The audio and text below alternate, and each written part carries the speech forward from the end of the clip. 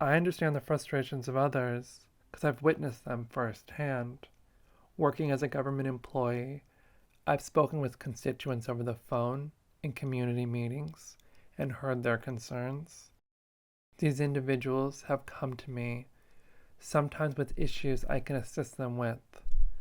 The process can be smooth or quite clunky, looking for a solution, and other times their issues has nothing to do with my line of work. They are angry and want someone to listen to them. They want to be heard. They want someone to acknowledge their concerns. They want solutions. California has its own version of the Freedom of Information Act called the California Public Records Act.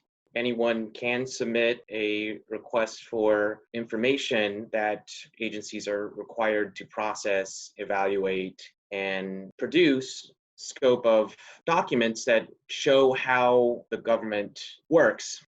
They're not going to act like Google where that you type in something and then they tell you the answer or something, but they do have to produce documents, communications that they have reasonably related to your request.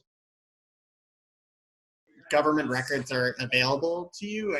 Definitely there's like it's CPRAs, as they're referred to, are like more art than science, and like how every different agency chooses to respond to it. Those who see our constituents, our community, ourselves as a group to be controlled, to be planned for, to be corralled into doing a thing, whatever that thing is. And then there's a group who sees it as more of a width and a service, sort of how do we help grow our communities and be part of it. These sort of two conflicting theories of is government in charge of everything, or is government in charge of responding to everything?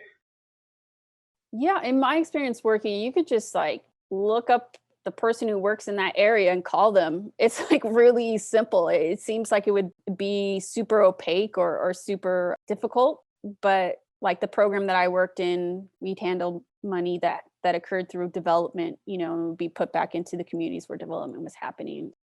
People could request info on that, and they could just call like me or one of my coworkers up and request, how's this money being spent? We'd send them the council file number. You would then have to go to city clerk and you would get the budget, and the budget doc would come up and it would show how all funds are being earmarked and encumbered. The city clerk's website, which is a bit more cryptic to search if you don't know what you're looking for. Keyword search doesn't always work in that, but that has every contract that the city makes, every council file. I think most ordinances, most legislation that comes through local government is on that city clerk, if not all. Language used in these files is, I think, at first sometimes very difficult to understand.